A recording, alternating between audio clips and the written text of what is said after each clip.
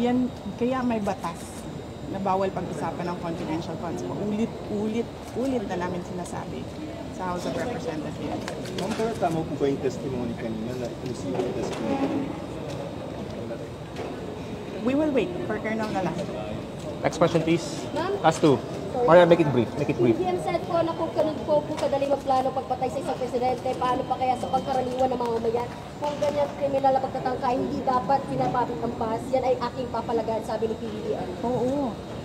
'Di ba? Pumalag nga yung buong bayan nung pinatay ng pamilya nila si Benigno Aquino Jr.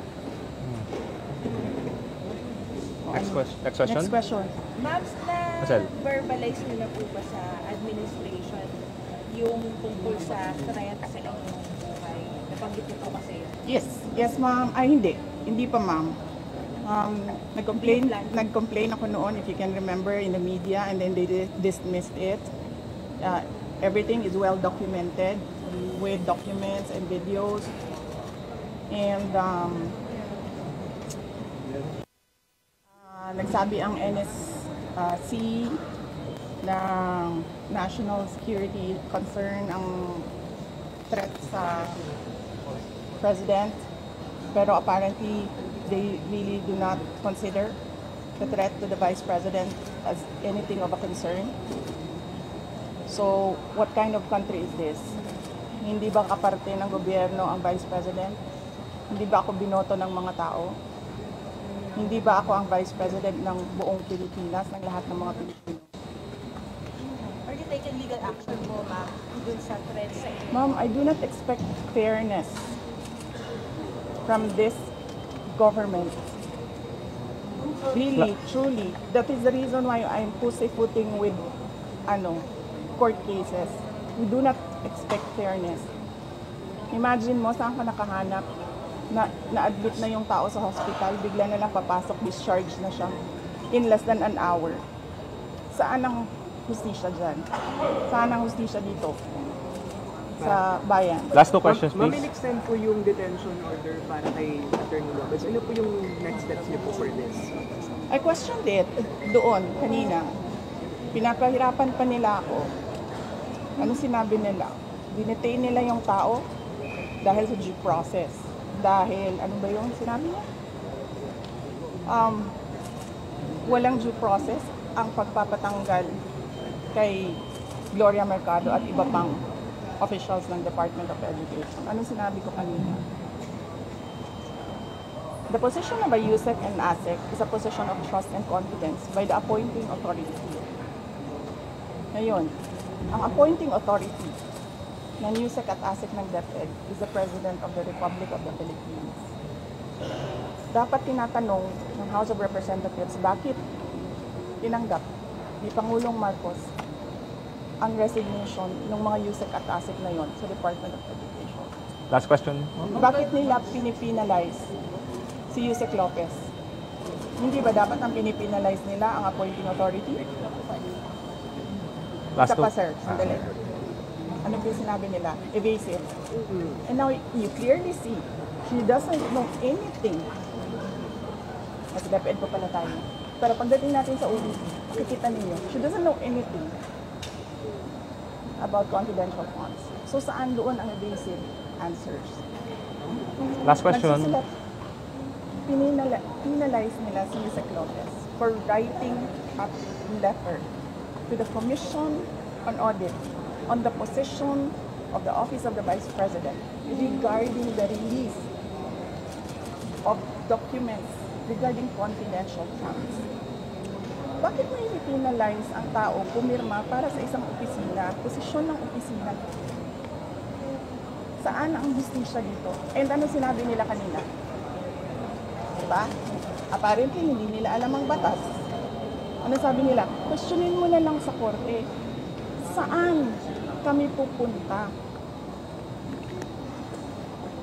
Sa mga ginagawa sa amin. Mismong committee, alam na nilang mali yung ginagawa nila. Sasabihin lang sa amin, pumunta ka sa korte. Napakadali na sabihin nila, okay, we will set aside the detention order Pero hindi. Mali na nga yung una mong detention. Mali pa yung sumunod mo na order. And then sasabihin mo sa tao na nakakulong, hindi makalabas. Kahit ako hindi ako makalabas basta-basta. Dalhin mo yan sa korte. Tama ba yun?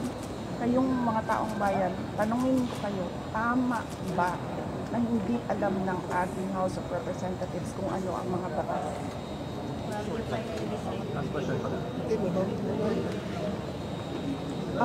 For the sake of the personnel of the Office of the Vice President.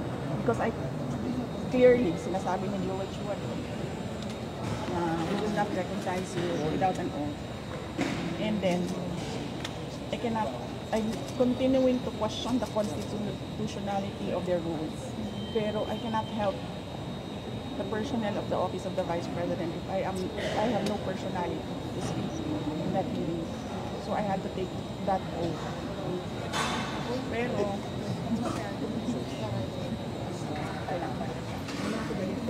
papasalamat ako sa inyo sa pili yung kay Isaac Lopez at sa lahat ng OVP persons.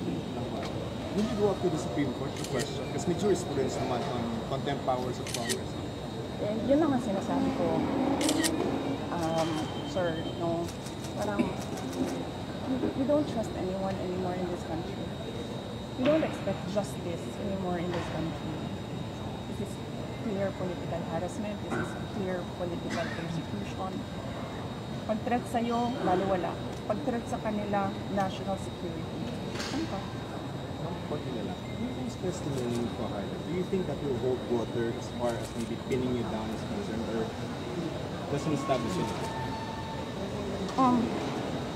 If they file cases or an impeachment case, whatever case, we will answer that in the proper venue. Kung meron man silang hanap na mali. Basta parang nakikita mo kanina na ubus na yung tanong nila, hindi pa sila makapag-content kay Edward. Kasi nagsasabi ng totoo yung tao. You said that you're expecting again any contempt sa hearing tomorrow. Yes, we expect that. We expect contempt, detention. We expect a term isn't like is terrorizing. We expect them to terrorize the Office of the Vice President. Ma'am, yung message ng President Bongbong Marcos that he said na papalagay daw po yung evidence yung hindi niya malalapas. Yes, sinabi ko na kanina, kapalagan ko din yung ginagawa nila sa akin. We don't know the contents Yes, yet, but yes. Kaya ako kayo binigyan ng interview para huwag yung makinig sila. Thank you. Thank you.